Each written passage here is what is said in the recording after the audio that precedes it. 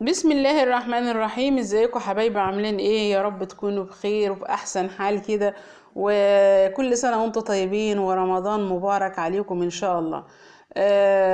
زي ما قلنا في الفيديوهات اللي فاتت ان خلاص رمضان كل يوم بنقص يوم، يعني خلاص ما عادش فيه الا كام يوم. ربنا يعيده علينا وعليكم يا رب بالصحة والعافية وأحسن حال، يا رب نكون كده في أحسن حال.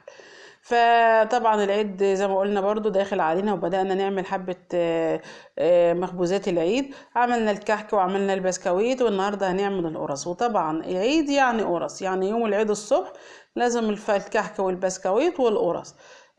ده أساسي، ده الفطار بتاع يوم عيد الفطر.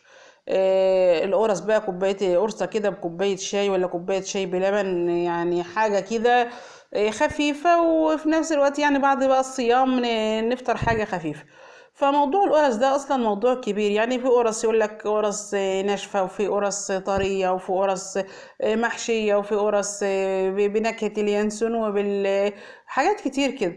فانا هعمل لكم النهارده القرص العاديه خالص خالص خالص، اللي هي بتاعت امهاتنا وجداتنا، اللي احنا يعني بتبقى موجوده في العيد من غير ما هي محشيه ولا اي حاجه. يعني هي تشتاخد كده مع كوبايه الشاي باللبن، او كوبايه الشاي بس، وتبقى في الفطار حلوه. ممكن بقى ناكلها بالجبنه، ناكلها بالمربى، نحط عليها اي حاجه. يعني هي ساده، واحنا بقى اللي بنحط الطعم اللي احنا عايزينه، وممكن ما نحطش اي حاجه. فده بقى الفيديو بتاعنا النهارده. قبل ما ندخل في الفيديو، لو اول مره تشوفوا القناه ما تنسوش بقى تعملوا اشتراك وتضغطوا على زر الجرس عشان يوصلكم اشعار باي فيديو بننزله. ولو عجبكم الفيديو ما تنسوش بقى تعملوا لايك للفيديو وتعملوا شير. فزي ما انتوا شايفين كده، اول حاجه خالص عملتها ان انا جبت الدقيق وهنخله.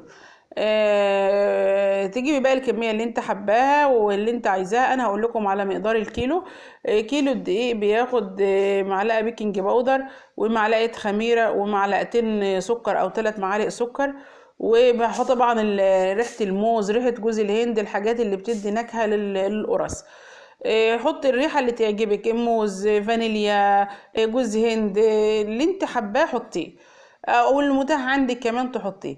فزي ما قلت لكم يعني وحتى القرص بتاعت النهارده برضو من غير سمنه، يعني ما هيش مكلفه خالص. هي بتتعمل بحاجات موجوده من البيت، بس في نفس الوقت النتيجه بتطلع معاكي يعني حاجه كده تحفه. فزي ما انتوا شايفين اهون، انا جبت بعد ما نخلت الدقيق حطيت على كل كيلو دقيق، انا عامله 3 كيلو. حطيت على كل كيلو دقيق معلقه خميره، ومعلقتين سكر، ومعلقه بيكنج باودر. يعني 3 كيلو حطيت عليهم كيس ونص من البيكنج باودر. وطبعا انا اهو. وطبعا الروايح اللي انا هحطها دي اللي هي ريحه الموز، انا حاطه واحده موز وواحده جوز هند. هسيبهم في الاخر بقى ايه احطهم. فانا بقى زي ما انتم شايفين هبدا احط كله على بعضه، وهنبدا بقى ايه ندفي قبل ما اقول لكم هنعجن ازاي. هنحط حبه كمان زيت، يعني نحط حوالي على كل كيلو دي كده معلقتين زيت، يعني علشان اولا يدوا الملمس للعجينه ناعم كده وحلو، وكمان يدوها لمعه. لان انا مش هحط سمنه، يعني القرص بتاعتنا دي زي ما قلت لكم هي من غير سمنه. انا اللي انا هعجنها بيه ده الخض من بتاع السمنه البلدي. يعني لما انا جبت القشطه وعملتها كده لفتها وعشان اطلع منها الزبده، فبيبقى في شرش يطلع، ده بقى الشرش. يعني انا هعجن القرص النهارده بالشرش اللي هو طالع من القشطه، وبعد ما شلت منه الزبده.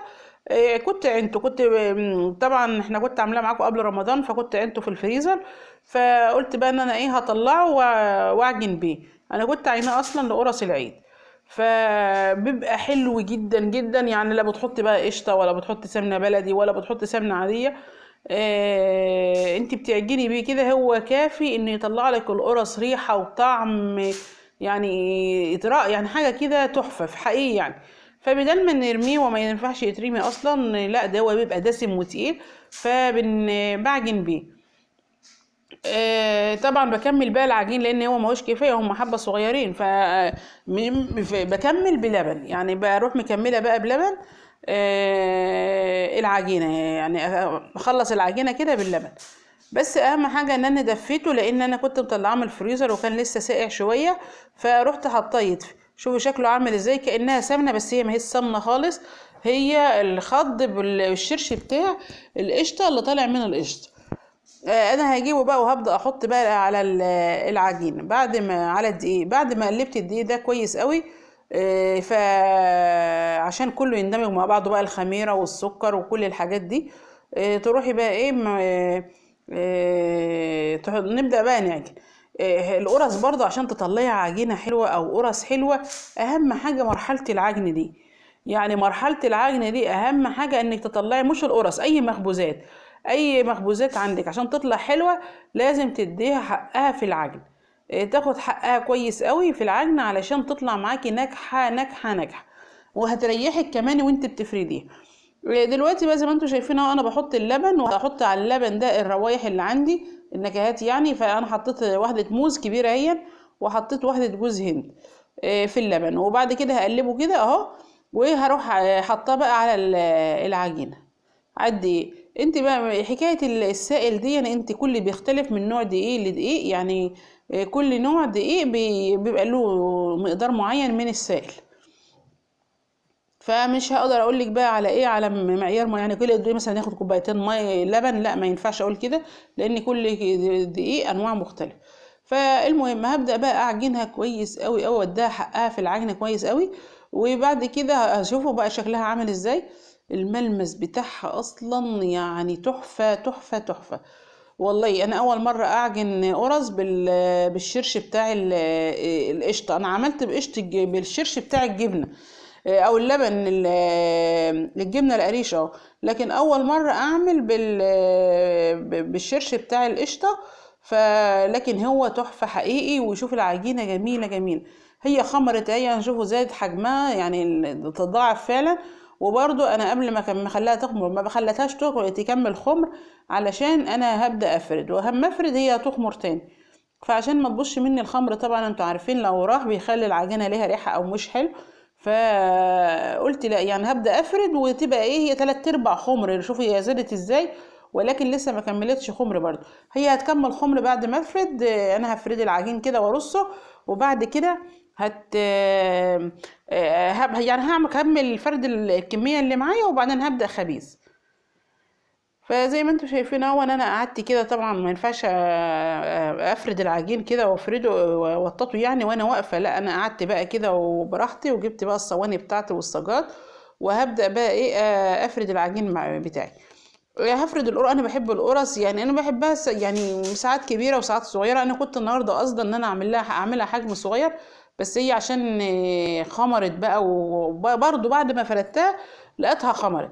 فالقرصة بقى تلاقيها عملت زي السفنجة كده ما شاء الله، وتخنت وعلت وبقت حلوة قوي وانا بخبزها. يعني هتشوفوها في الاخر شكلها.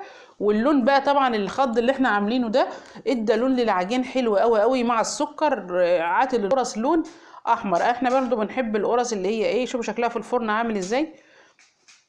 ساعة ما بدخلها الفرن واقفل عليها تلاقي يحس ان هي يعني بتضاعف حجمها على طول. ادي شكل القرص بتاعتنا. هي احنا بنحب القرص اللي هي يعني ايه متحمره، ما تبقاش لونها فاتح قوي، لا احنا بنحبها لونها حلو. فعلشان كده يعني ممكن حد يقول ايه ده هي مقروص عليها شويه في التحمير، لكن احنا بنحبها كده، ما بنحبهاش فاتحه. والكميه ما شاء الله ما شاء الله تبارك الله حلوه جدا معانا. ال3 كيلو دقيق عملوا كميه كويسه. ده بقى كان الفيديو بتاعنا النهاردة. لو ما تنسوش بقى تعملوا اشتراك في القناة، ولو عجبكم الفيديو تعملوا لايك. وكل سنة وانتم طيبين يا رب وبخير، وربنا يجعله عيد سعيد علينا جميعا. اشوفكم في فيديو جديد ان شاء الله.